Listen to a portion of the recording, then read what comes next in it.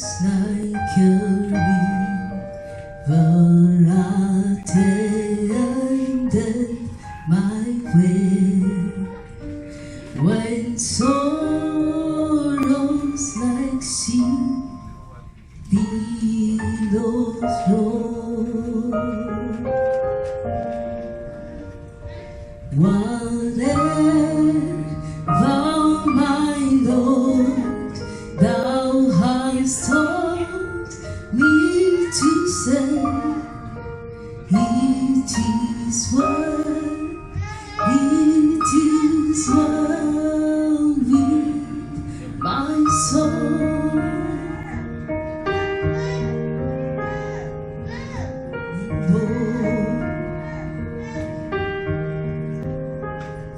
Nimbo namaho loyombo kamu luzi naho navanfi ti shavu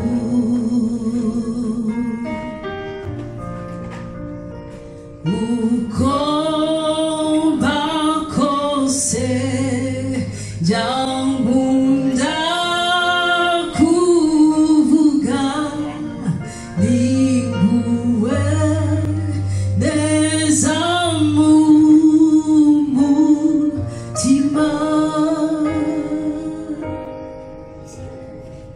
ni neza natuje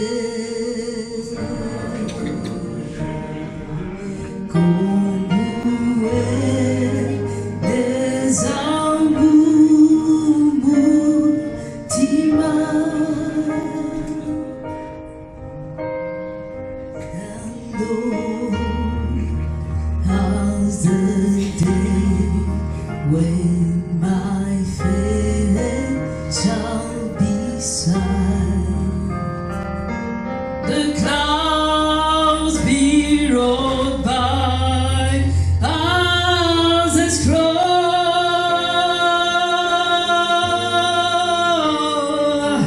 The trumps shall resound.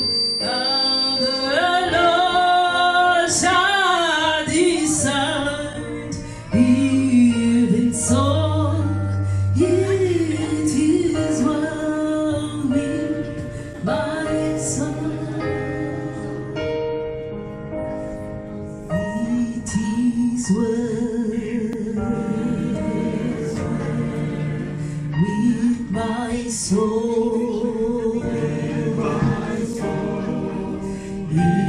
is well with my soul. It is well with my soul.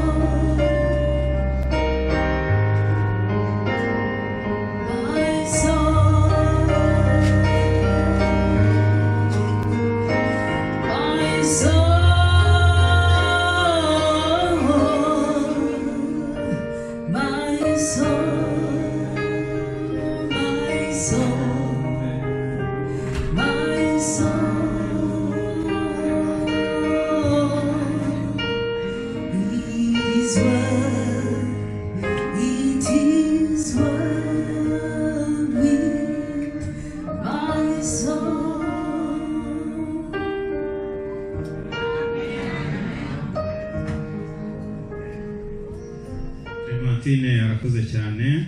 Merci Clémentin.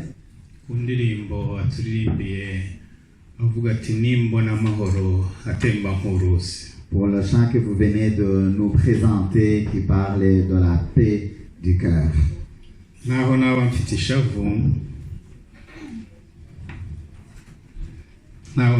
ishavu, ntacyambuza kunezerwa kuko mfite amahoro afite ahakomoka.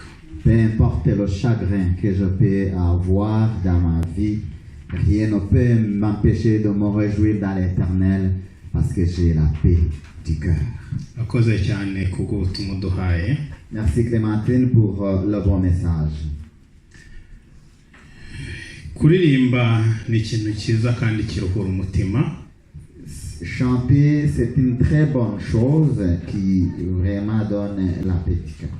Akaba ariyo mpamvu ngira ngo dufatanye kuririmba indirimbo ya 404 muri Melange, igice kimwe n'icyo gusubiramo. C'est pour ça que je vais vous inviter à chanter ensemble l'hymne louange numéro 404. On va chanter le premier strophe et le chœur. Samuel cyangwa se ndabona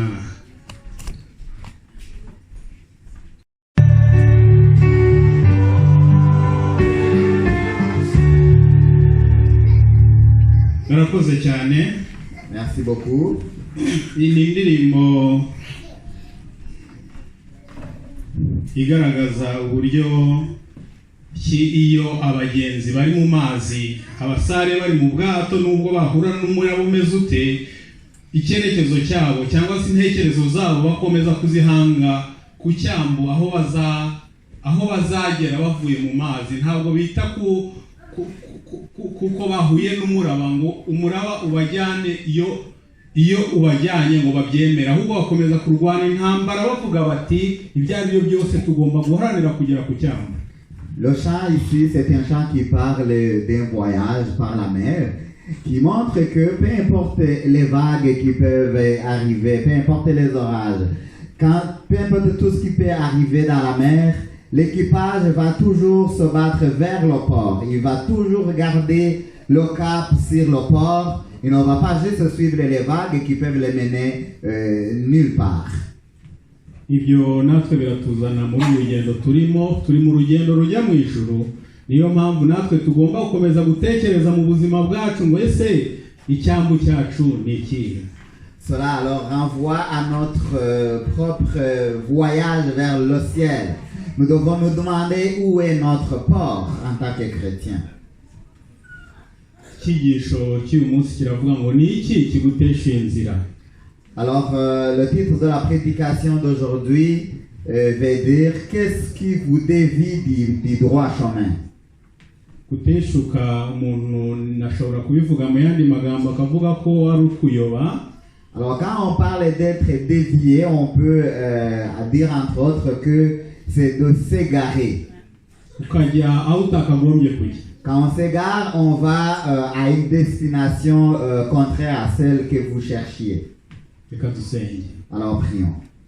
Data dukunda byiringiro by'umugisha agakiza k'amahanga izina ryawe rihabwa icyubahiro. Tugushimiye ko tugejeje amasaha mubyeyi mwiza, ko wemeye ko nanone tugira icyo tuvugira utwigishiriza mu byanditswe byawe byera. Turakwinze kugira ngo tubere umwigisha. Data, kamere yacu cyangwa ibyifuzo byacu bitsindwe mu izina rya Yesu, utubere umwigisha mukuru kandi twigire ku birenge byawe tubashe gusobanukirwa n'ibyawe mu izina rya Yesu. Nk'uko tumaze kubibona, icyigisho cy'uyu munsi kiravuga ngo ni iki kiguteshuye inzira. Qu'est-ce qui vous dévie du droit chemin? Mu buzima tubamo bwa buri munsi habamo tugira uburyo buri wese ashugurika cyangwa akora ibyo akora mu buzima busanzwe kugira ngo abone ibimubeshaho.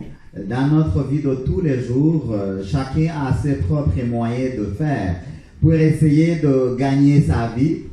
Bituma rero mu mibereho yacu ya buri munsi tugenda buri wese akabyuka mu gitondo cyangwa nimugoroba akagenda agira ngo ajye gukomeza gushaka imibereho, gushaka icyatubeshaho muri ubu buzima. Ainsi donc, chacun d'entre nous quitte sa maison soit le matin ou le soir, selon le shift qu'il travaille, pour aller chercher quoi faire pour gagner sa vie. Ujya kubona ukabona bamwe barabyutse bitewe naho ukorera, bamwe bakazamuka bakajya mu majyaruguru cyangwa mu majyepfo, abandi bakajya mu burasirazuba cyangwa uburengerazuba. Ubwo ndavuga bitewe n'uko imiterere y'uyu mujyi tutuyemo iri.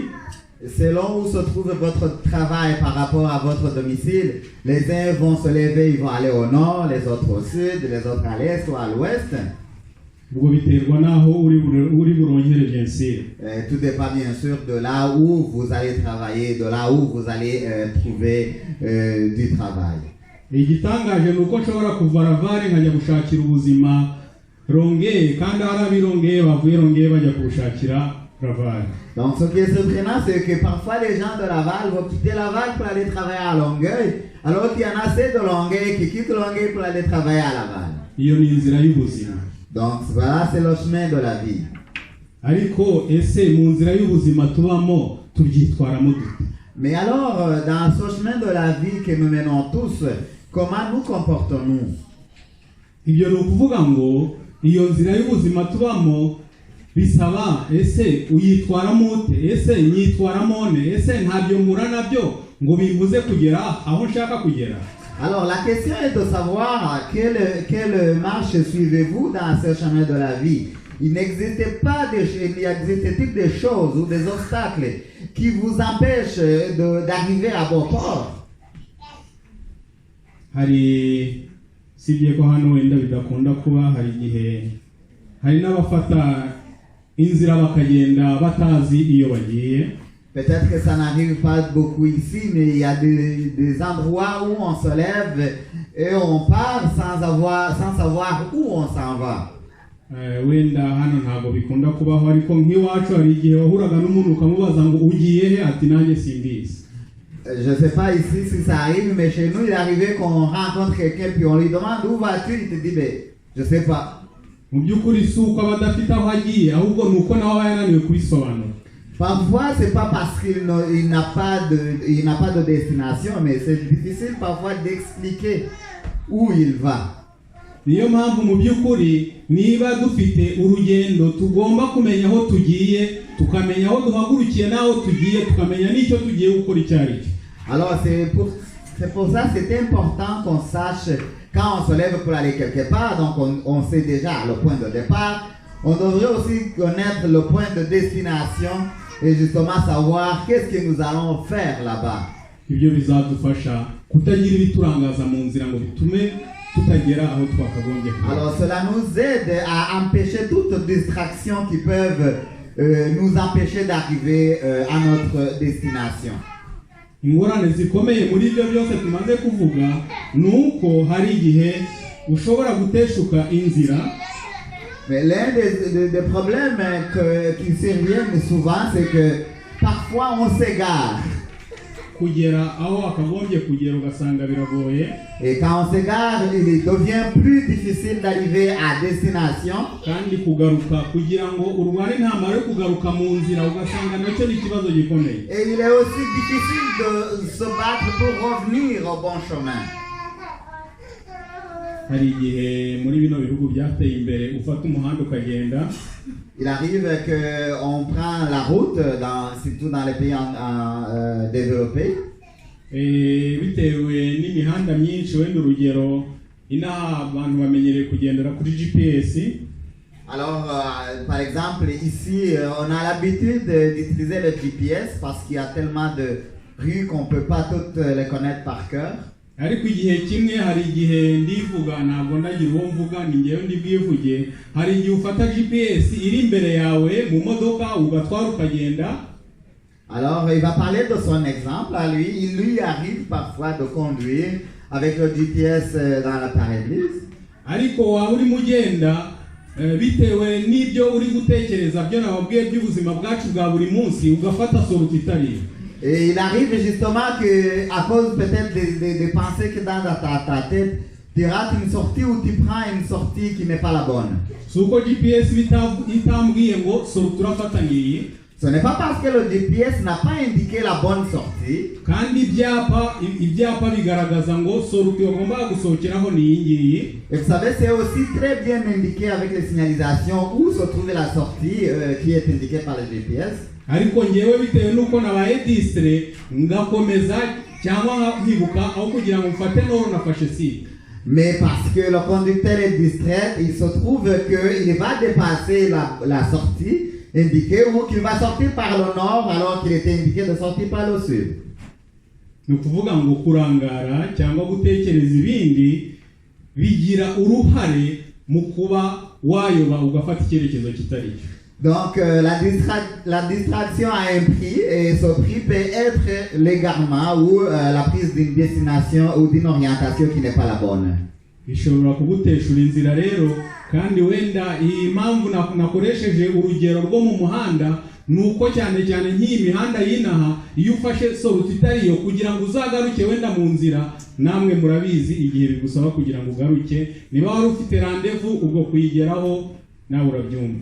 La destination peut donc nous dévier du droit chemin. Et j'ai pris l'exemple de l'autoroute parce que comme vous le savez ici, quand on rate une sortie, c'est toujours très difficile de naviguer dans toutes les rues autour pour en faire revenir au bon chemin.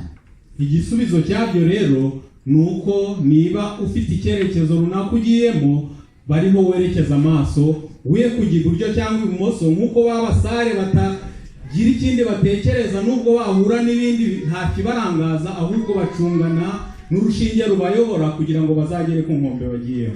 La morale de l'histoire est donc qu'il faut éviter toute distraction quand on sait qu'on va quelque part. Il faut que toutes nos pensées soient orientées vers la destination. Comme on a déjà parlé de l'équipage d'un bateau, peu importe ce qui arrive dans la mer, il garde le cap sur le bon port. Ibyo ni urugero rumwe ntanze, ariko nawe ushobora gutanga urundi bigendeye n'ubuzima ubamo umunsi ku wundi. Donc ça c'est un des exemples, parce qu'on en a des milliers d'exemples selon la vie de chacun de nous.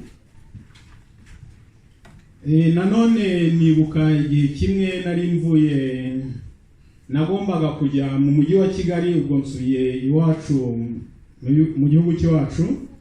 Alors il donne un exemple d'un jour où il devait aller à Kigali, donc on parle de son expérience au Rwanda. Nagombaga guharuka Musanze ngenda muri kwasiteri nerekeza Kigali. Alors il devait prendre l'autobus qui partait de Musanze vers Kigali.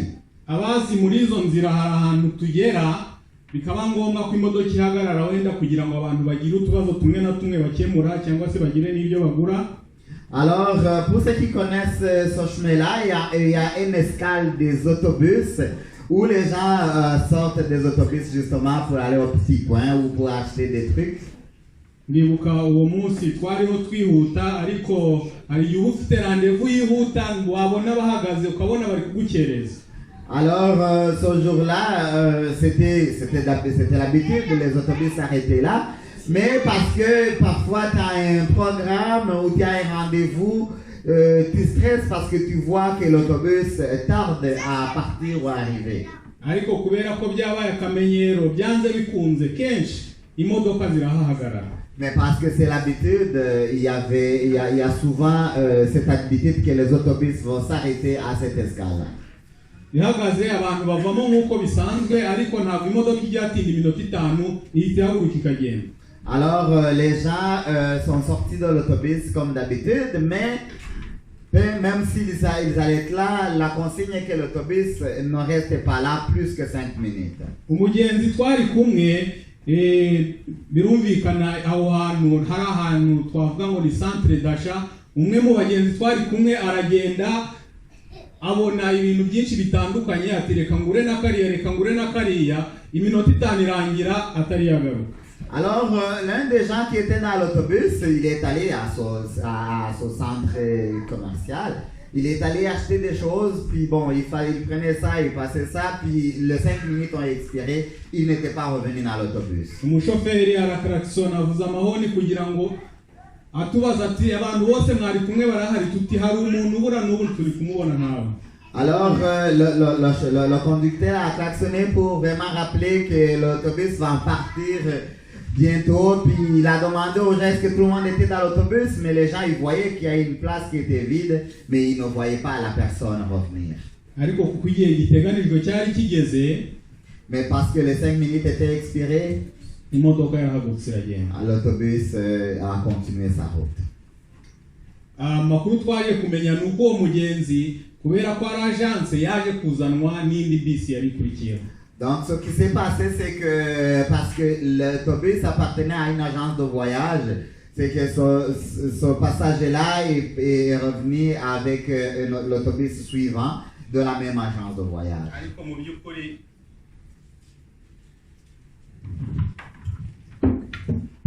ariko mu by'ukuri wakwibaza ngo ni igiki cyatumye ateshuka inzira. Mais en réalité, on peut se demander quelle a été la raison qui a dévié cette personne de sa route. Twavuga ngo yahuye n'akaryoshye agumayo. On pourra dire peut-être qu'il a été attiré par les bonnes choses qu'il a vues à ce centre commercial.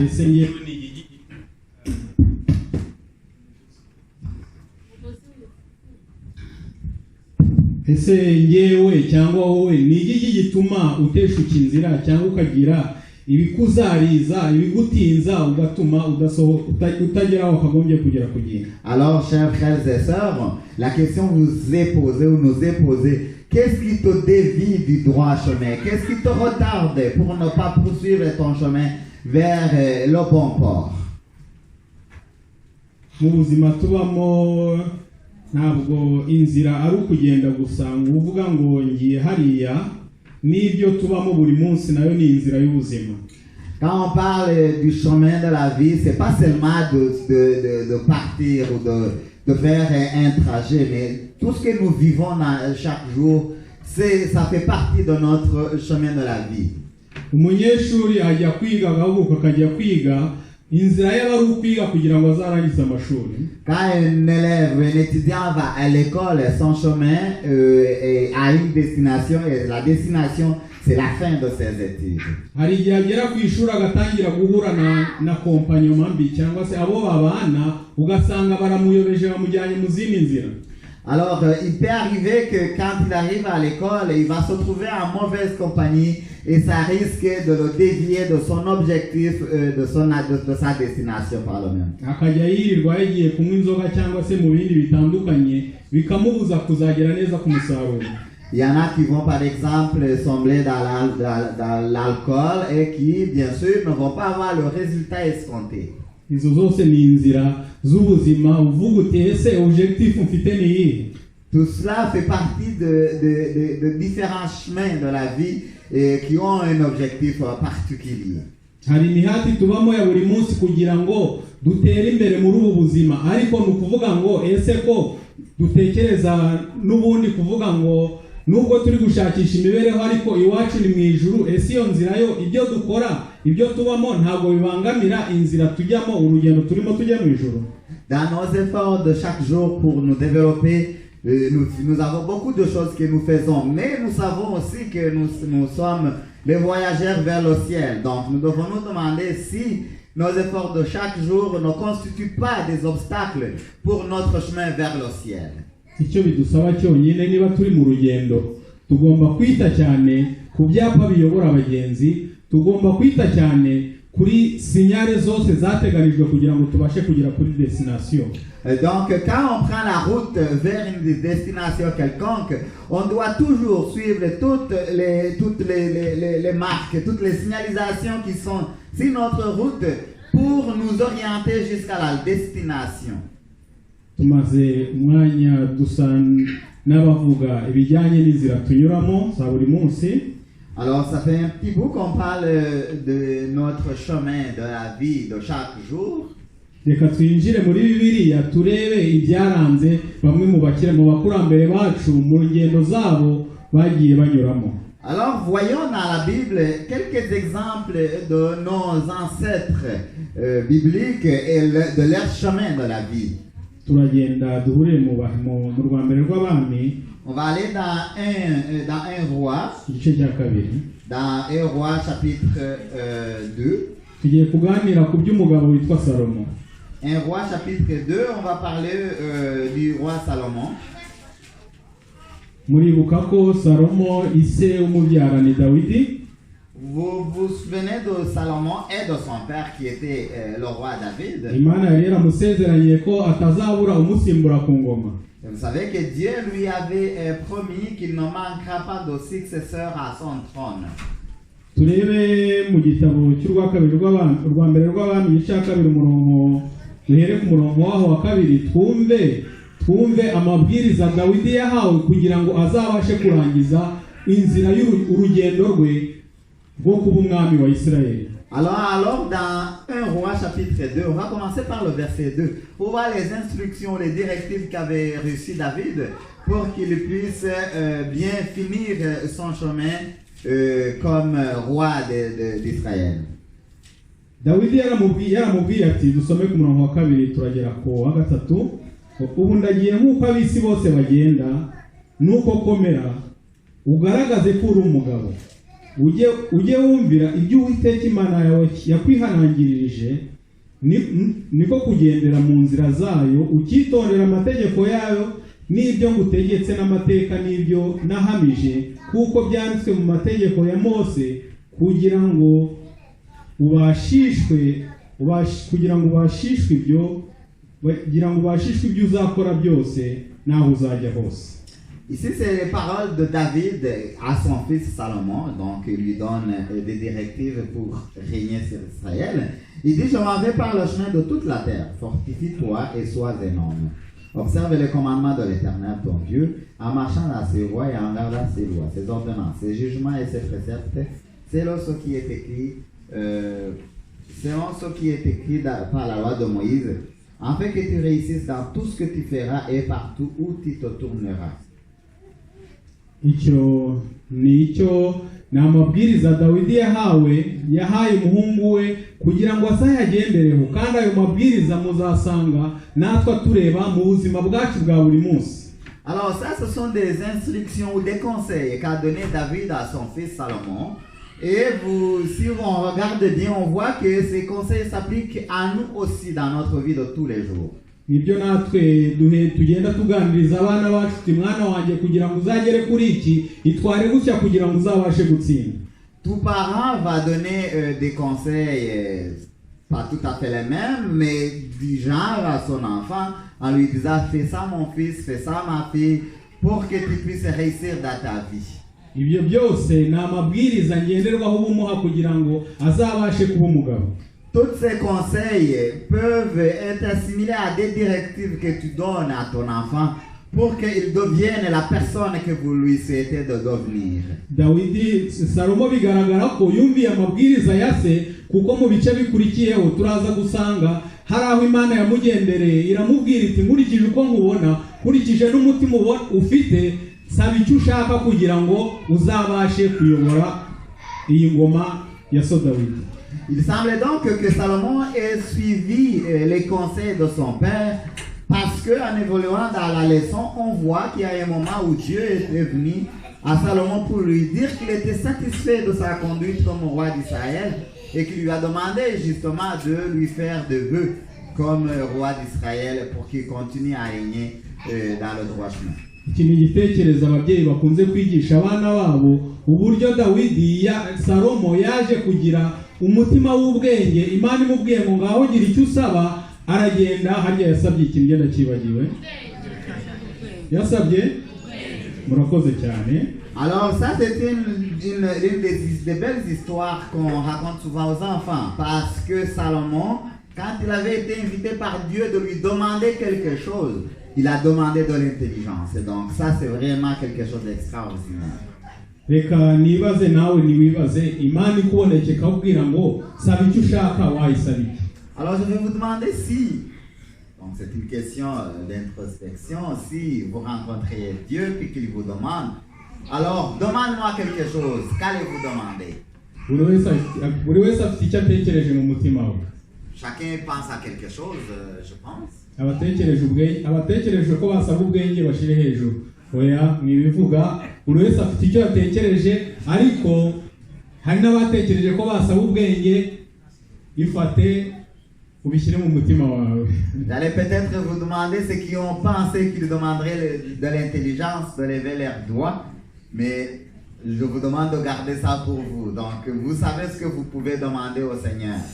Ariko icyo tuzi twese tuniga mu mateka tuzanakomeza no kwiga n'abazaza bakazabyiga, nuko Dawidi yasabye ubwenge ku buryo byatumye.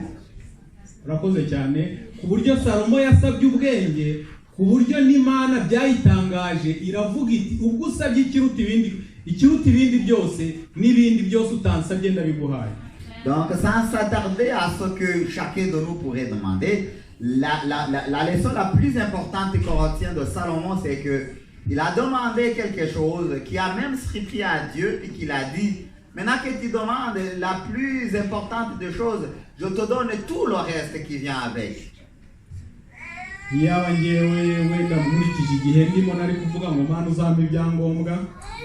Peut-être que les gens qui sont ici, qui n'ont pas encore les papiers, demanderaient à Dieu, s'il te plaît, Dieu, donne-moi les papiers. ababifite namwe mukavuga uti wenda ndashaka kugera kuri kiriya. Ceux qui ont des papiers pourront peut-être aussi demander une certaine réalisation qui leur est chère.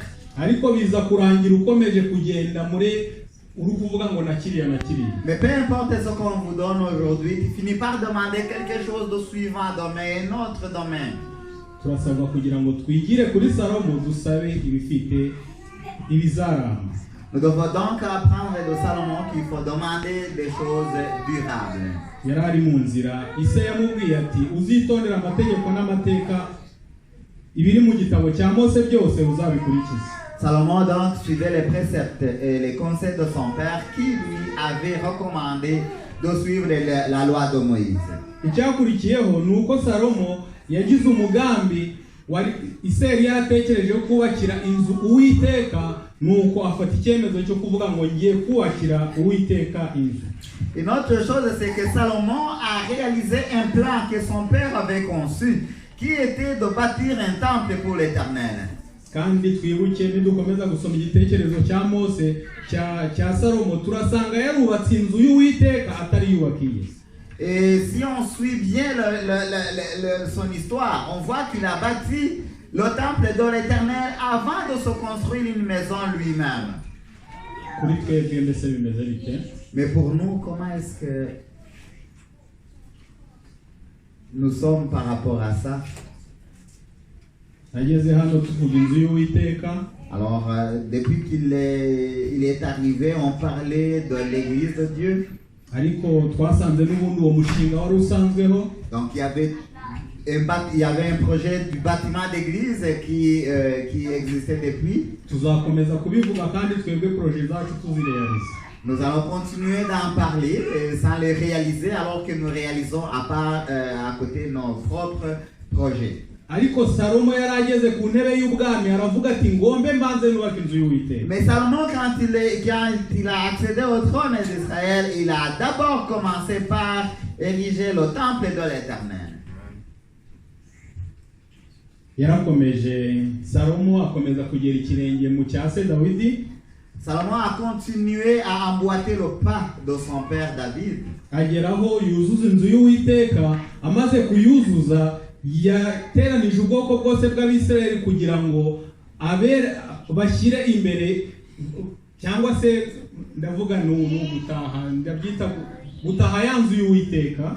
Alors après avoir bâti le temple de l'Éternel, il a rassemblé tout le peuple d'Israël pour célébrer ou ouvrir officiellement le temple, inaugurer le temple de l'Éternel. Kandi ibyo byose yabikoraga yishingikirije ku kuboko k'Uwiteka. Et tout cela, il le faisait en s'appuyant sur l'Éternel, son Dieu. Ibyo yakoraga byose yabikoraga avuga ati Uwiteka ari kundeba andi iruhande nabasha gukora ibihabanye n'ibimwe. Tout ce qu'il faisait, il se disait qu'il était avec le Seigneur, que le Seigneur était à côté de lui, qu'il ne pouvait pas faire ce qui est contraire à sa volonté. Ese twebwe ibyo tubamo bya buri munsi tubikora tuzi ko Uwiteka ari kumwe natwe, tubikora tuzi ko Uwiteka tureba. Mais est-ce que nous, tout ce que nous faisons chaque jour dans notre vie de tous les jours, est-ce que nous le faisons en sachant que le Seigneur nous voit, que le Seigneur est à côté de nous? Imana ikomeza kwitegereza Salomo. Alors Dieu a continué à observer Salomon. Nitugenda tukagera mu gice cya 9. Alors quand on lit dans le chapitre 9 de 1 roi, turahasanga amagambo avuga ngo Imana iburira Salomo. On nous montre que Dieu a averti Salomon. Ese kubera iki aya magambo yaje ngo Imana iburira Salomo? Alors on se demandera pourquoi Dieu a été obligé d'avertir Salomon. Birashoboka mu nzira tunyuramo ya buri munsi y'ubuzima bwa kino gihe. Il se peut que dans notre chemin de tous les jours, dans l'époque post-moderne que nous vivons, iyo uri mu kibazo runaka urasenga uti Imana ndakwinginze uzandenza ahantu, ndakwinginze uzangeze na hariya, ndakwinginze uzangeze na hariya. quand nous avons un problème, nous mettons à genoux et nous prions, nous demandons au Seigneur, s'il te plaît Seigneur, aide-moi à sortir de ce problème. Et chaque fois qu'un problème est résolu, on lui demande, aide-moi à arriver à cette étape encore. Ntabwo nzi niba ari njyenyine ariko nawe urivuga ku ruhande rwawe uriyizi n'Imana yawe. Iyo Imana ikomeje kugenda iguha ibisubizo ikagenda ikuzamura, umubano ufitanye nawo wo ugenda ugabanuka. Niko biri? Je ne sais pas si ça vous arrive aussi, mais il a vu dans son exemple que chaque fois que si Dieu continue à donner des réponses à prière, continue à te donner des bénédictions, bénédiction après bénédiction, ce que nous on fait en revanche, c'est que notre communion avec lui va en diminuant. Umuntu umwe yari afite imibereho itari myiza asaba Imana kugira ngo imuvane aho hantu. Un jour, il y avait quelqu'un qui avait une vie qu'il n'aimait pas. Il a demandé à Dieu pour qu'il puisse lui sortir de là. Yahoraga mu rusengero igitondo n'umugoroba. Il priait chaque jour, il était toujours dans l'église matin et soir. Arayisenga Imana ni nziza, Imana iramusubiza. Il a beaucoup prié, puis Dieu lui a répondu, il a exaucé sa prière. Atangira kugira business buhoro birakomeza irakura. Il a commencé à faire des affaires, et puis ces affaires ont fructifié et ils ont eu une bonne croissance.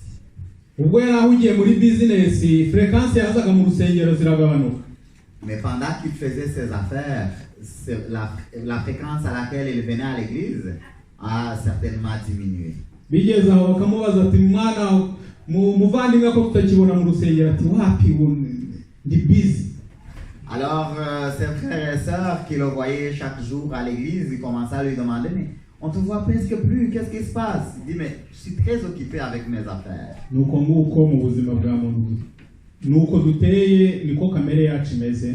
Voilà comment est notre nature humaine. Imana rero igenderera Salomo imaze kubona amaze kugira icyubahiro, abanyamahanga bari kugenda baza bati ura mwami wa Israeli, reka tujye kureba aho kuri ubwenge. Abantu bose bakava hirya no hino baje kureba ubutunzi bwa Salomo, baje kureba icyubahiro afite aho yagikuye, baje kumenya ubwenge afite aho yabukuye, bose baza baje kureba Salomo. Alors l'intelligence de Salomon est devenue de notoriété publique, sa sagesse, son honneur.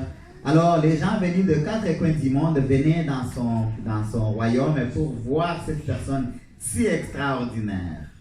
Imana irabireba iravuga iti umwana wanjye Salomo ejo adatambikira, reka mugenderere muburire. Alors Dieu fut obligé d'avertir Salomon parce qu'il voyait qu'avec ça, il risquait de s'égarer. Rwa mbere rw'abami igice cya 9 umurongo waho wa 2 bikatwasome tugeze ku wa 5 hari amagambo avuga ngo bukeye Uwiteka abonekera Salomo bwa kabiri nkuko yamubonekeraga i Gibeyoni. Uwiteka aramubwira ati numvise gusenga kwawe no kwinginga kwawe wingingiye imbere yanjye, nereje inzu wubatse kugira ngo izina ryanjye iriyibemo iteka ryose, kandi amaso yanjye n'umutima wanjye bizayihoraho iminsi yose. Nuko nawe nugendera imbere yanjye nk'uko so Dawidi yagendaga, ufite umutima ukiranutse kandi utunganye, ugakora ibyo ngutegetse byose, ukitondera amategeko n'amateka yanjye, nanjye nzakomeza ingoma yawe mu Bisirayeli iteka ryose, nk'uko nasezeranye na so Dawidi, nkamubwira nti ntabwo uzabura umuntu wo kwicara ku ntebe y'ubwami bwa Isirayeli.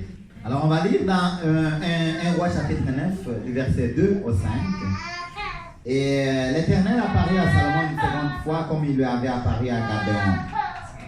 Et l'Éternel lui dit, j'exauce ta prière et ta supplication que tu m'as adressée. Je sanctifie cette maison que tu as bâtie pour y mettre à jamais mon nom. Et j'aurai toujours là mes yeux et mon cœur. Et toi, si tu marches à ma présence comme moi, marchez David, ton père, avec son sincérité de cœur et avec droiture, faisant tout ce que je t'ai commandé. Si tu observes mes lois et mes commandements et mes ordonnances, j'établirai pour toujours le trône de ton royaume en Israël, comme je l'ai déclaré à David, ton père, en disant, tu ne manqueras jamais d'un successeur sur le trône d'Israël.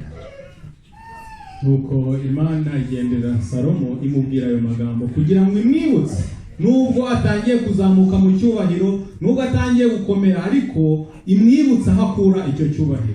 Alors, le roi, Dieu est apparu au roi Salomon et il lui a averti, en lui rappelant d'où vient son honneur, d'où vient sa sagesse, d'où vient tout ce qui attire les gens vers lui, pour qu'il se rappelle de ses origines et de la promesse qu'il lui avait faite.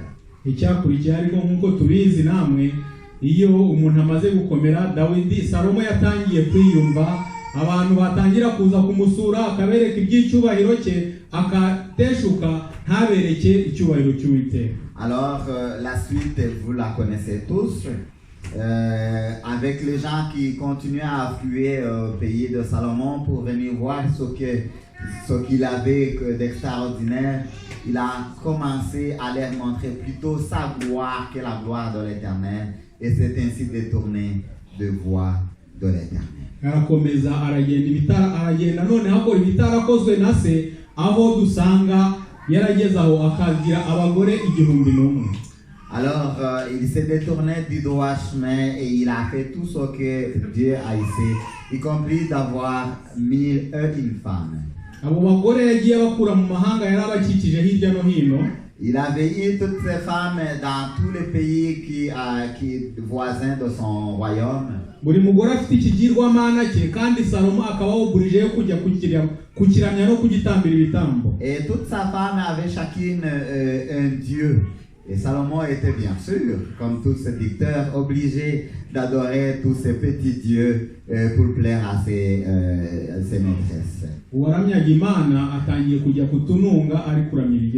Alors celui qui était apprécié de Dieu, du seul vrai Dieu d'Israël, se retrouve maintenant à se prosterner devant les petits dieux de tous les royaumes qui entouraient Israël. Ese niba na Salomo tuzi nk'intwari yarageze ateshuka inzira akayivamo, ese ngewe nawe bihagaze gute? Alors si Salomon, qui avait la sagesse venant de Dieu, a fini par se détourner du droit chemin, qu'est-ce qui peut arriver à nous simples humains?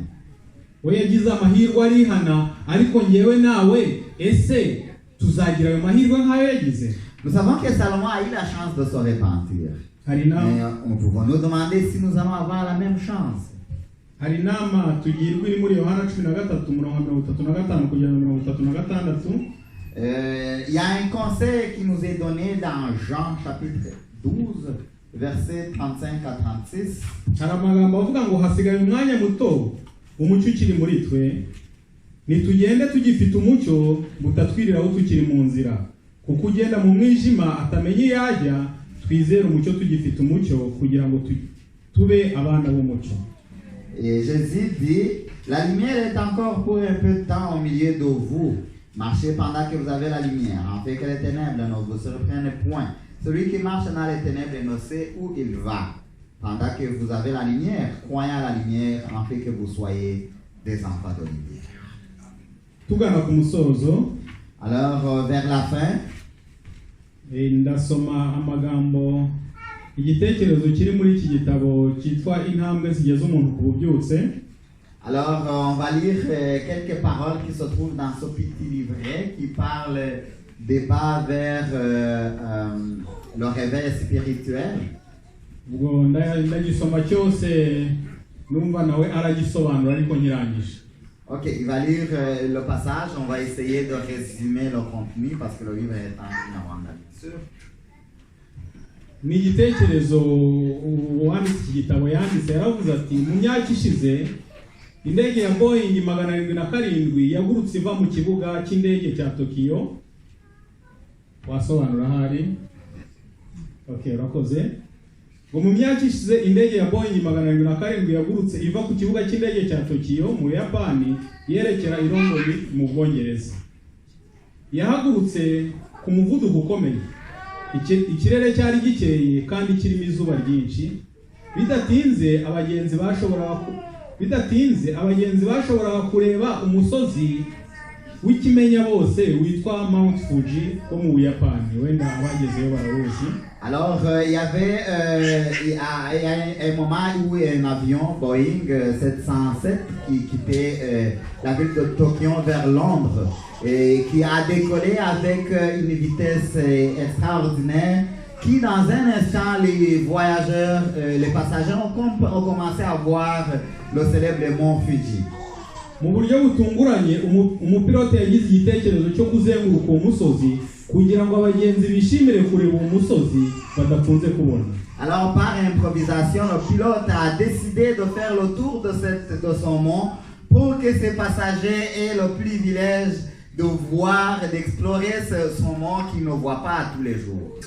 Yahinduye inzira y'icyerekezo yari agiyemo maze ajya mu nzira y'abarimo bitegereza. Il a donc changé son trajectoire pour il a opté pour une trajectoire de touristes qui voulaient regarder ou observer le mont Fuji. Mu gihe umupilote ari mu nzira y'abitegereza, umutekano w'indege atwaye ntuba ukigengwa n'abashinzwe kugenzura aho inyura bari hasi. Ainsi donc, ceux qui étaient au centre de contrôle, ils ont perdu le contrôle de l'avion parce qu'il avait dévié des trajectoires initiales que eux ils avaient. Donc, la sécurité de l'avion n'était plus assurée par le contrôle technique, mais c'était justement pour plaire à ceux qui étaient dans l'avion. Donc, c'était pour plaire à leurs yeux. Umupilote yabonye umusozi munsi ye umwegereye. Umupilote yabonye umusozi uri munsi ye umwegereye. Alors à un certain moment, il a vu que le mont était beaucoup plus proche de l'avion. Igipimo cye gipima ubutumburuke cyamwerekaga ko ari kuri metero 4,000 z'ubutumburuke. Alors son outil de mesure d'altitude lui montrait qu'il était à peu près 4000 mètres d'altitude. Icyo atabashaga kubona mwibuke ko yari atagikontororwa n'abayobora indege bari hasi. Icyo atabashaga kubona ni urusobe rw'imiyaga ikomeye yahoreraga ahazengurutse uwo musozi wa Fuji. Alors oui, il voyait l'altitude, mais comme il n'était plus suivi par le contrôle au sol, il ne voyait pas tout ce qui se passait autour de son mont, où il y avait des vents qui souffraient très très très fort. Iyo ndege ya Boeing 707 ntabwo yari yarakozwe mu buryo bwo guhangana n'imiyaga. Alors ce Boeing 707 n'était pas fabriqué pour affronter des vents de cette ampleur-là. Indege yiroshe muri iyo miyaga maze irahanuka ihitana abagenzi bose bari bayirimo. Donc quand il a fait face à ces vents forts, il s'est effondré et tous les passagers ont perdu leur vie. Ibi byose byatewe no guteshuka inzira. Tout cela est dû seulement au fait que le pilote a dévié de sa trajectoire. Umukristo ugengwa na kamere abaho mu buryo ayoborwa n'ibyo areba, afata ibyemezo akoresheje ubwenge bwe gusa. Alors un chrétien qui est dirigé par sa seule nature, il prend les décisions qui sont émotionnelles ou sentimentales et il ne suit pas les préceptes bibliques. Nubwo yabagamije ibyiza ntagera ku ntego. Même si son objectif était bon, il risque de ne pas y parvenir. Umukristo uyoborwa na Mwuka abeshwaho na Mwuka Wera binyuze mu gukunda Imana no kwizera Imana maze ikamuyobora mu cyerekezo ajyamo. Mais le chrétien qui est dirigé par le Saint-Esprit, il vit par le Seigneur qui le dirige toujours dans ses actions et dans ses déplacements vers le bon chemin. Nuko nguko byaje kugendekera uriya mupilote kubera ko yarebye nawe ararangara areba ibirangaje abandi nawe ararangara birangira ubuzima bwe burangiriye hariya nawe yari kumwe nabo bose. Voilà donc ce qui est arrivé à ce pilote qui a voulu plaire à la volonté des passagers et qui a finalement péri dans cette tragédie, y compris tous ceux qui voyageaient avec lui. natwe muri uru rugendo turimo Alors, il en est de même pour nous dans notre voyage. ntabwo tugendera mu kirere twahawe ibyangombwa byose bituyobora muri uru rugendo. Nous ne sommes pas peut-être dans les airs, mais nous avons reçu toutes les directives qui nous dirigent dans cette vie. Yesu yabwiye abigishwa be ngo ni ngombwa ko ngenda kuko ningenda nzabohereza undi mufasha uzabana namwe ibihe byose. Jésus a dit à ses disciples qu'il était bon qu'ils partent pour qu'ils puissent envoyer le Saint-Esprit pour les aider. Dufite na Bibiliya irimo amategeko yose agenda uru rugendo. Et nous avons la Bible qui contient toutes les règles à suivre dans notre voyage vers le ciel. Nitutirengagiza abo bayobozi nta kabuza tuzagerayo. Si nous suivons tous ces deux guides que nous avons et que nous ne les ignorons pas, il est certain que nous rendrons à bon port. Imana idufashe iturinde kuyoborwa n'ibyo kamere zacu n'ibyo kamere yacu zirarikira. Que Dieu nous aide à éviter de suivre notre nature pécheresse. Kuko ari byo biduteshura ku mabwiriza agenga uru rugendo turimo rwo kujya mu ijuru. Parce que c'est tout cela qui nous dévie de notre bonne destination, qui nous dévie du droit chemin vers la destination céleste. Isomo ryacu risoza riri muri Zaburi 139. Alors lisons le dernier verset que nous trouvons dans Psaume 139. Hari amagambo avuga ngo Mana ndondora umenye umutima wanjye, vugukira umenye ibyo ntekereza, urebe yuko ari inzira y'ibibi ndimo, nshobore mu nzira y'iteka ryiza. Donc le Psaume 139, verset 23, ça dit sonne-moi, ô Dieu, et connais mon cœur, éprouve-moi et connais mes pensées. Regarde si je suis sur une mauvaise voie et conduis-moi sur la voie de l'éternité. Imana idufashe iduhe gushikama muri uru rugendo kugira ngo tuzabashe kugera mu bwami bwayo mu izina rya Yesu. Que Dieu nous aide et nous maintienne dans le bon chemin vers son royaume céleste. C'est notre prière au nom de Jésus.